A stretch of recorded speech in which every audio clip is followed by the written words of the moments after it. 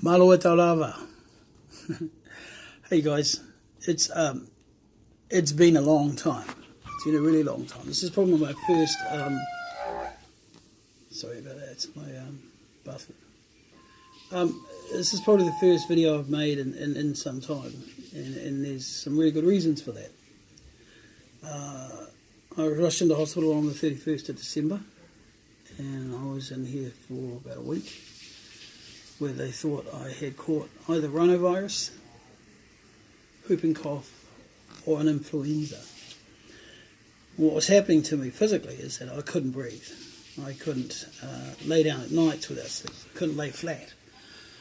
I got to the stage where I was having to sit up in bed all night just so I wouldn't cough.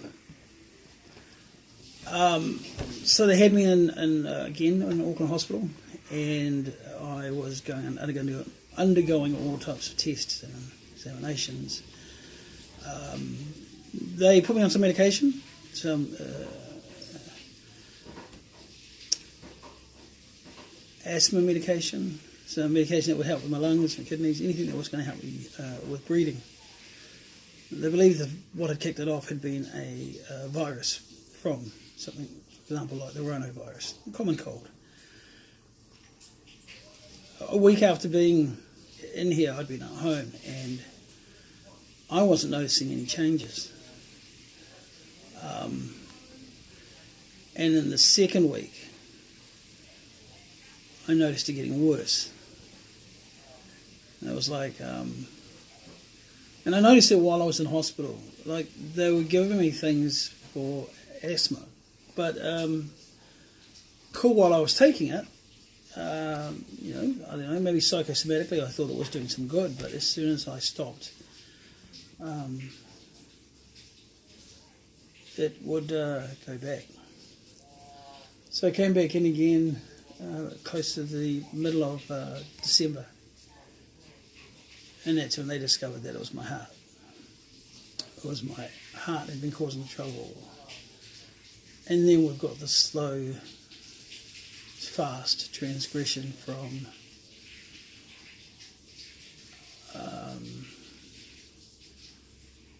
being sick to being very bloody sick to being, oh my God, he's going to die.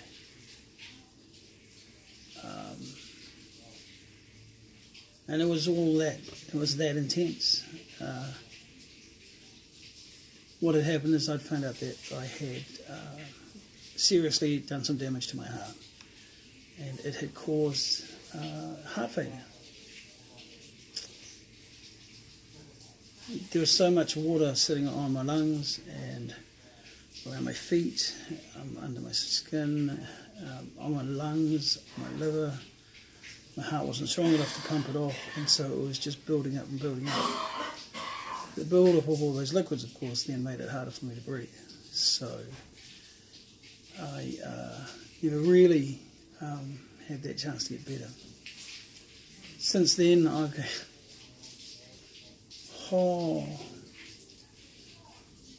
been prodded, poked, tested, checked.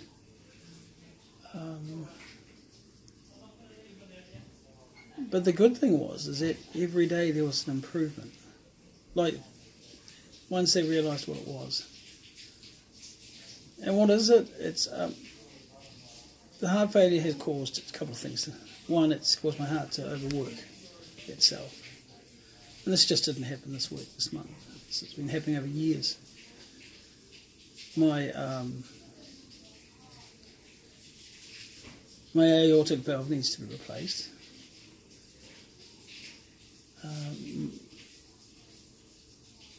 I needed a triple bypass. There's 3 different parts of my heart where there are huge blockages.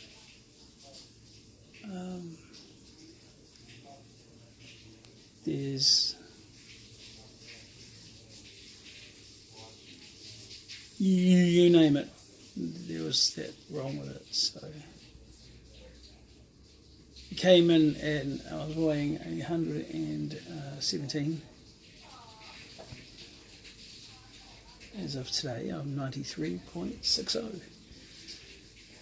I've got to lose a lot more weight.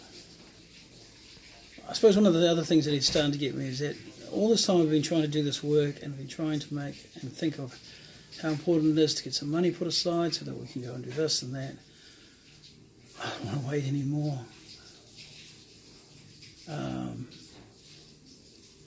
I don't want to end up like my dad, who just worked and worked and worked right to the very last day of his life, and then,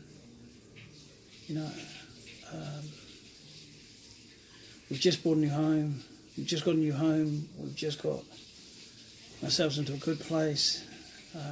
I haven't done any work. Today was the first day I've actually thought of doing any work, but I'm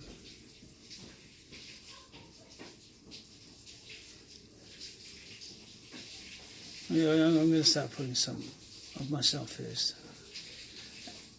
Actually, I'm going to put people first.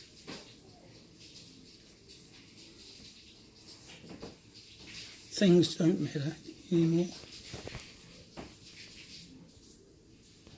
I can replace things.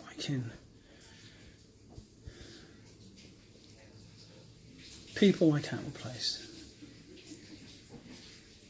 If I spend nothing else but the rest of my life just sitting with Simon, then fantastic. My life was a success. Spending time watching my daughter grow. Spending time with my brother fishing. I don't want there to ever be a confusion that, and I said this before and I'll continue to say it today, this company is not about profits. It'll always be people first. I am not going to jeopardise. I'm not going to put people second. There has to be a time in our lives where we start saying, no, the priority is us. And that's it. I'm confident with how I'm leading the company. I'm confident in how we're going to move forward going into this company. There's no decisions that I've made yet that I think have been wrong. Okay, maybe looking after myself should have been more of a priority, but you know what I mean. Somewhere along the lines, I've started to say, I don't regret the decisions I've made, because I think all the decisions that have gotten me to where we are right now, have gotten this company to the position it's in right now, is what's going to help us challenge others on the international stage. It's not about going out there and dominating that area, it's about going out and saying, how can we share the stage with you? What do we need to do to make sure that we can work together progressively?